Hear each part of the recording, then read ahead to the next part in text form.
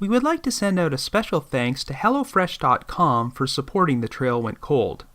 And we would like to thank you, the listeners, by giving you the chance to receive $30 off your first week of deliveries when you go to HelloFresh.com and use the offer code COLD30. That's COLD30. Enjoy the show. May 22nd, 1982. Hamersville, Ohio. 46-year-old appliance repairman Permon Gilbert leaves his family's home to make some service calls. He never returns, and his nude body is found in a ditch the following day. Numerous theories surround Permon's murder, including rumors that his death might have been connected to drug trafficking, his brother's association with organized crime, or a secret affair gone wrong. However, the identity of Permon's killer and the motive for his murder remain unknown. After that, the trail went cold.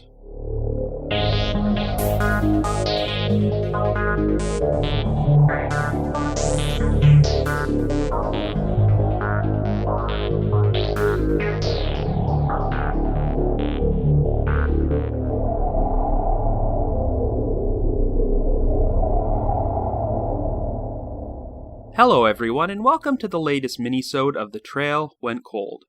I'm your host Robin Warder, and today I will be covering another unsolved mysteries case, the 1982 murder of Permon Gilbert. This mystery is actually a request from a listener named Les, so thank you very much, Les. It was featured on the very first season of Unsolved Mysteries, and I actually consider it to be one of their more underrated segments. This is the story of a seemingly ordinary, hard-working family man who went out to perform his job one day, but was then inexplicably murdered for reasons no one understands. But the fact that his body was found nude suggests there was something really personal about this killing. What's especially intriguing about this mystery is that there are no less than 3 fairly plausible theories for Permon's murder, but no concrete evidence to support any of them. But we'll delve into each of these theories momentarily. Before we get started, just a brief reminder that The Trail Went Cold is a weekly podcast which alternates between our regular full-length episodes and shorter minisodes like this one. We deliver either a new full-length episode or a new minisode every Wednesday. We're currently available for download on several platforms, including iTunes, Stitcher, and Google Play Music, so if you like this podcast, be sure to subscribe to it. The Trail Went Cold also has its own PayPal account and a donate button on our website. If there's anyone out there who wants to make a donation, we would greatly appreciate it, and we'll be sure to give you a shout-out on a future episode. So with all that out of the way, let us now examine the unsolved murder of Permon Gilbert.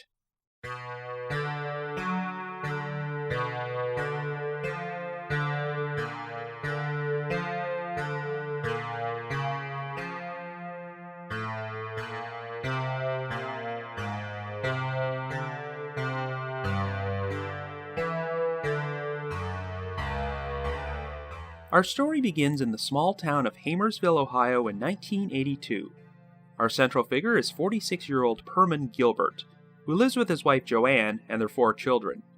Permon makes his living as an appliance repairman and has worked for General Electric for over 20 years, but on weekends, he earns extra income by working independently and doing his own service calls. At 8:30 a.m. on the morning of Saturday, May 22nd, Permon climbed into his van and left his home on what promised to be a routine workday.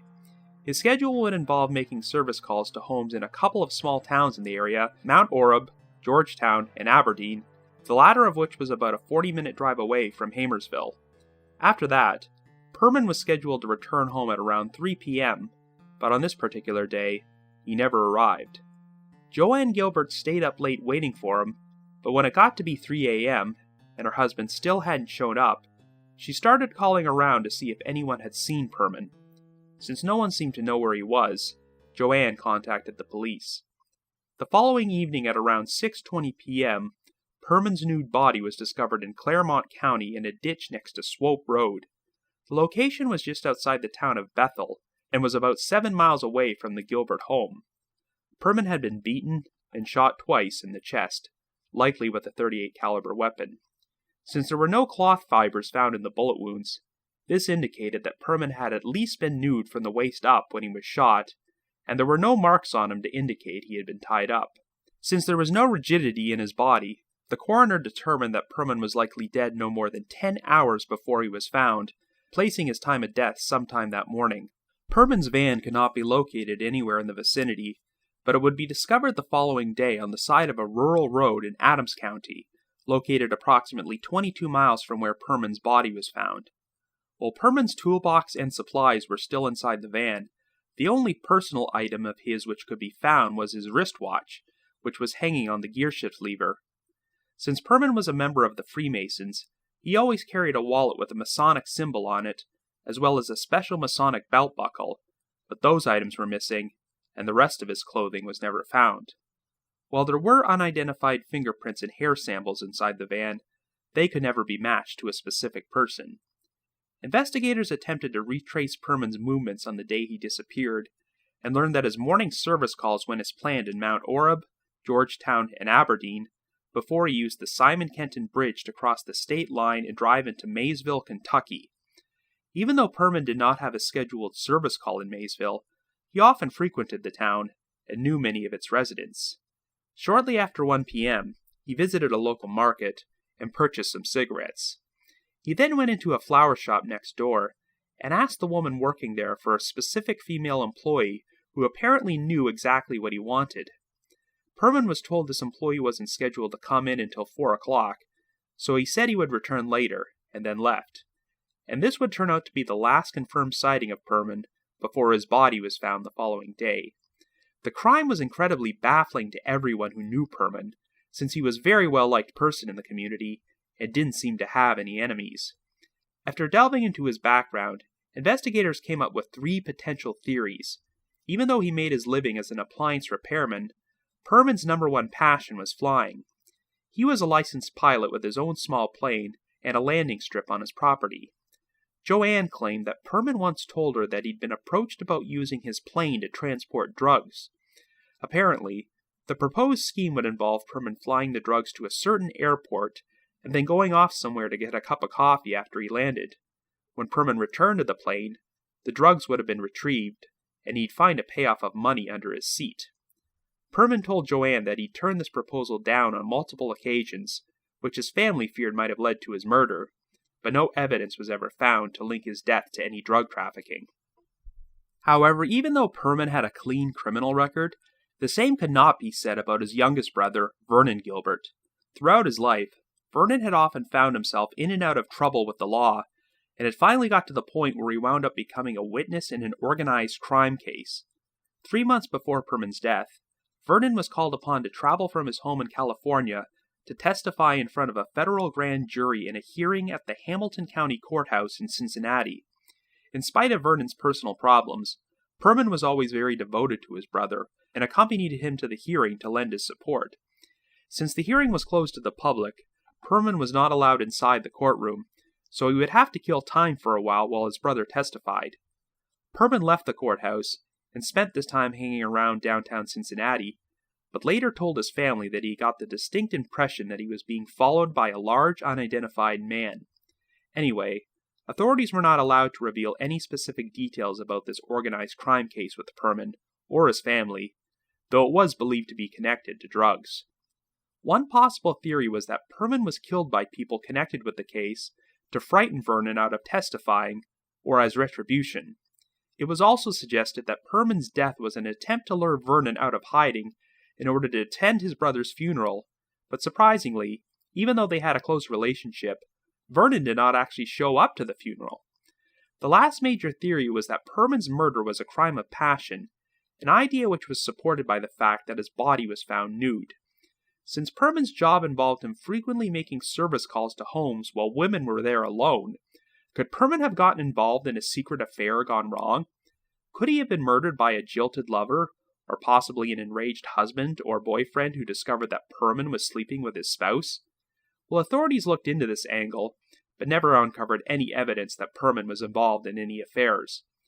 A $20,000 reward was offered for information, but in spite of all these different potential theories, investigators failed to drum up any strong leads.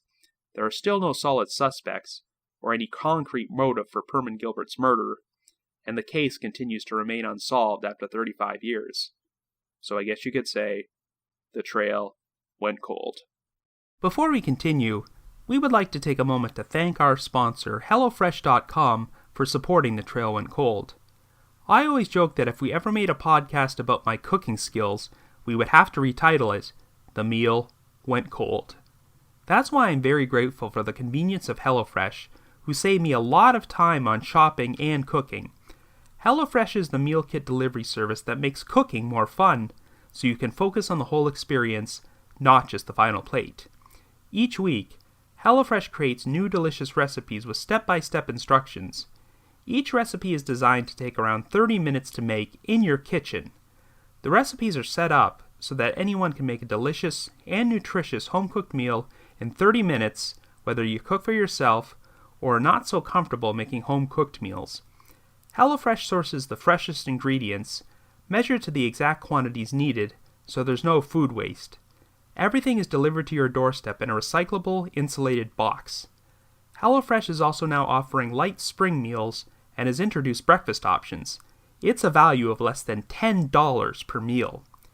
Since this podcast is now teamed up with HelloFresh, they are now offering everyone in our audience $30 off your first week of deliveries when you go to HelloFresh.com and use the offer code COLD30.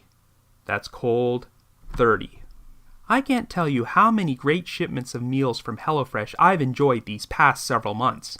The other night, in only 30 minutes, I was able to prepare a delicious meal of Bangladeshi chicken curry, complete with cauliflower, zucchini, and mint chutney. At the time, I was spending the evening working on this very episode, so this easy-to-cook dish was incredibly convenient for me. It's also the type of meal you folks would enjoy eating while listening to podcast episodes such as this. So once again, be sure to visit HelloFresh.com and use the code COLD30 to get $30 off your first week of deliveries. That's COLD30. Thank you, and enjoy the rest of the show.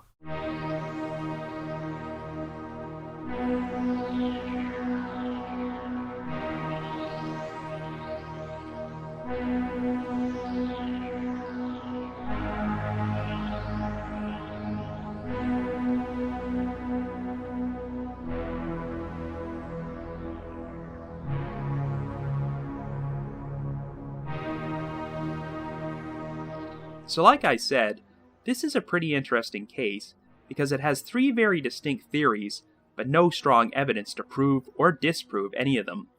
However, while digging into old newspaper archives, I found a couple of articles published in the months following the murder containing two key pieces of information not mentioned during the Unsolved Mysteries segment, which took me by surprise. Number 1. Shortly after Permon's body was found, some police officers apparently heard a broadcast containing a description of his missing van, but it also said that 4 men, possibly armed, might be in it. The chief of detectives on the case was later asked about this, and claimed he did not hear this broadcast, and there's pretty much no follow-up. I have no idea where this info about 4 armed men in Permon's van originally came from, but maybe it was just some sort of miscommunication or error. It's still pretty odd though. I revealed the second surprising piece of info earlier in the podcast, but it was also not mentioned in Unsolved Mysteries. And that's the coroner's determination that Permon had been dead no more than 10 hours before he was found, meaning his death would have occurred early on Sunday morning, May 23rd. And that's quite an interesting wrinkle, since the last confirmed sighting of Permon took place shortly after 1 p.m. on May 22nd, and he had told his wife to expect him home around 3 o'clock that same afternoon. So if he was killed the following morning, that's around 18 hours in which Permon was alive, and his whereabouts are completely unaccounted for. That kind of makes me look at this case in a bit of a different light, but I'll get back to that in a little while. First, let's break down each of the 3 proposed theories, one by one. For starters, there's the theory that Permon was murdered because he refused to use his plane to perform drug smuggling. Well, the biggest issue here is that all we really have is Joanne Gilbert's word that Permon once told her he had been approached by drug dealers. I mean, I have no reason to believe she's making this up, but as far as I can tell, we don't even know if there was a drug smuggling operation in that area to begin with, let alone one that was connected to Permon. On Unsolved Mysteries, there is a reenactment where the actor portraying Permon is approached at his plane by a pair of drug dealers, and he tells them, "If you guys don't stop bothering me, I'm going to the authorities." I mean, that's just a reenactment, so I have no idea if Permon actually said something like that, but I guess if the people involved in this drug smuggling operation were paranoid that Permon would go to the police, that might have motivated them to murder him. I guess it's also possible that Permon lied to his wife and really was involved with drug smuggling, but got in way over his head and was killed for it. But there's no evidence to support any of this, and if Permon's murder was drug-related, it's weird that his body would be found nude, though Joanne stated that she believed this was done in order to humiliate the family. Now that idea is bolstered somewhat by our second story, which is that Permon's murder is connected to his brother Vernon's testimony in an organized crime case. But it's hard to do too much speculation on that one, since the authorities never released any specific details about that case. There were rumors it might have involved drugs, but I have no idea how that case ultimately turned out and what happened to Vernon afterward. It is possible that Vernon may have shared incriminating information about this case with Permon, which put his life in danger, and even if he didn't, someone might have gotten the mistaken impression that Permon knew something. Permon believed that someone was following him while he attended his brother's hearing in Cincinnati. That could have been nothing more than paranoia on his part, but I guess it's possible that someone connected to Vernon's case might have been scouting the courthouse while the hearing took place. When they saw Vernon being accompanied there by Permon, they might have become curious about him and decided to check him out. But again, I know nothing about this organized crime case, or how much it relied on Vernon's testimony. If Vernon was such an important witness, you'd think it would have been more efficient to go after him, rather than murder his brother. But I suppose Vernon might have been in witness protection or something, and they just could not get to him. It is pretty weird that Vernon did not even show up for Permon's funeral, so I would love to know more about his background, and what effect his brother's death might have had on him. However, the biggest problem with the idea of Permon's murder being linked to drug trafficking or organized crime is that it doesn't really have the hallmarks of a contract killing. Unidentified fingerprints were found inside his van, and you'd think that a professional criminal would have wiped them clean. These prints have also never been matched to anyone, so whoever committed the murder has not been arrested for any other crime. There's a lot to suggest the perpetrator was someone who had never killed before. Another issue is that we don't know the exact location where Permon was killed. We know that he was last seen in Maysville, but his body was found over 30 miles from there, and only 7 miles away from his home. Permon spent the entire morning driving to 3 different service calls in 3 different towns before he arrived in Maysville at around 1 p.m. Unless someone was following Permon from the moment he left his house that morning, I don't know how a hitman would have found him that day. And if they were following him since he left the house, why not kill him immediately instead of allowing him to make all those service calls? When you look at the circumstances of this murder, the most plausible theory seems to be that it was a crime of passion, namely, that Permon was having an affair and was killed by the angry spouse of the woman he was seeing. I know that Permon's family have always leaned towards the other theories, but I'm sure they'd prefer not to believe that he was screwing around. I don't know what the gossip mill was like in the community, and it might seem surprising that there weren't any juicy rumors to aid in the investigation, but Permon's job did involve making service calls to homes where women would be alone in the house when he visited. Not to make light of the whole situation, but how many porn films have been made based on this exact same scenario?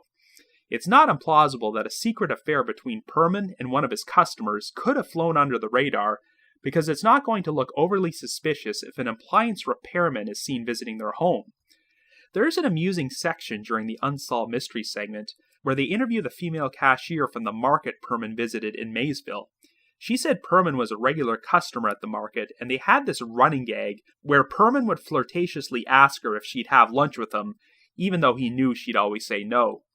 I know Permon had this image of a loving family man, but if this is how he usually acted around women, then I could see him not being 100% faithful. But if this was the motive behind Permon's murder, how exactly would these events have played out? The one part of this story which I found confusing is Permon's visit to the flower shop, which turned out to be the last time he was seen alive. He apparently wanted to order flowers, and asked for a specific female employee, but when he was told she wouldn't be in until 4 o'clock, he left. The woman who spoke to Permon at the flower shop was interviewed on Unsolved Mysteries, but the segment didn't tell us anything about this other employee, and that's pretty strange. If you search hard enough, you'll find a thread about this case in the topics forum, in which a poster reveals the name of this employee and claims that she was dating Permon. Of course, you should always take everything you read in the topics forum with a grain of salt, but I've always been curious about who Permon was planning to buy these flowers for. Was it common for Permon to pick up flowers for his wife during his weekend service calls? Because if not, then that's a major red flag. I guess if there's any truth to the rumor that Permon was involved with the flower shop employee, he could have decided to head to her house once he found out she wasn't working, and that's where things went horribly wrong. One of the biggest knocks against the affair theory is the time issue. Permon promised his wife he'd be home by 3 o'clock. He was seen in Maysville just after 1 o'clock, and it takes at least 45 minutes to drive from there to Hamersville, so that wouldn't have left him much time to meet his mistress. I guess it's possible that Permon wasn't planning to get together with her that day, but if he learned that she wasn't working at the flower shop and would be home alone until 4 o'clock, he figured it was an ideal time to pay her a visit. I also think it's possible that Permon didn't visit anyone's home, but crossed paths with someone while driving, and they decided to have sex in his van. I've always found it pretty odd that even though his clothing was never recovered, Permon's wristwatch was found on the gearshift lever, so it's possible he took it off to have sex, and the killer overlooked it. Regardless, since Permon was found nude, and the evidence showed that Permon wasn't wearing his shirt when he was shot, the most plausible explanation is that a jealous husband or boyfriend caught him in the act of having sex with his spouse, and flew into a jealous rage, prompting him to beat Permon before shooting him twice. Even if the crime was committed in Maysville, the killer might have decided to lead the investigation away from there by disposing of Permon's body in Claremont County. He then abandoned Permon's van over 20 miles away in order to cause more confusion. It's unlikely the killer could have done this alone, especially since he abandoned the van in the middle of nowhere and would have needed a ride. So he probably forced his spouse to help him cover up the crime, and frightened her into staying silent all these years. However, the affair theory is not 100% perfect. Like I said earlier, the one thing which threw me for a loop is the coroner's determination that Permon likely died sometime during the morning of May 23rd, because if Permon was caught having sex and murdered, I always figured this would have taken place sometime during the afternoon of May 22nd, since he told his wife he'd be home around 3 o'clock. Unless Joanne is lying about a whole bunch of things, I don't know if Permon would spend an entire evening with his mistress without even calling home. There are other possibilities. Maybe Permon's killer caught him in the act and severely beat him, but wasn't sure what to do next, so he held him captive overnight, before ultimately deciding to shoot him the following morning. Or I guess it's possible that Permon was shot and had his body dumped in the ditch sometime on the 22nd, but was still alive at the time, and he did not actually die until morning, which is a pretty horrific thought. If I had to go with an alternate theory besides the affair, it's that Permon could have been kidnapped by organized crime figures linked to Vernon's case, who held him captive for an entire night, beating and torturing Permon to find out how much his brother told him. Regardless of what Permon knew, they subsequently murdered him the following morning, and disposed of his body. If that weird police broadcast about looking for 4 armed men in Permon's van is true, then that would support the organized crime theory. But then again, there were no marks on Permon to indicate he was tied up, so how would he have been held captive? It's a pretty baffling case. Overall, I'd lean towards the affair theory, but I'm not 100%. I would not be surprised if the truth is entirely different. So if you have any information about the unsolved murder of Permon Gilbert, please contact the appropriate authorities. But if you just have your own theory about what happened, feel free to leave me a comment or send me an email at robin.warder@icloud.com. That's robin.warder@icloud.com. So a big thanks to the Unsolved Mysteries message board at the Sitcoms Online forum and the Unresolved Mysteries subreddit. Another big thanks to Miguel Foote, who edits and assembles this podcast together for me, and Vince Nitro, who composes the eerie music you hear on every episode. And we also have a new donor this week named Kenneth, so thank you very much, Kenneth. If you haven't already, you can like us on Facebook, follow us on Twitter, or leave us a rating or review on iTunes, Stitcher, or Google Play Music. We also have a private Facebook discussion group for The Trail Went Cold, so if you want to discuss this podcast or its featured cases with myself or your fellow listeners, feel free to join at any time, and I'll approve your entry into the group ASAP. And like I mentioned earlier, we also have a donate button on our website, so if you want to express your appreciation for all the hard work we put in this podcast, we'd be extremely grateful. So have yourself a good week, and join me next Wednesday for a brand new episode of The Trail Went Cold.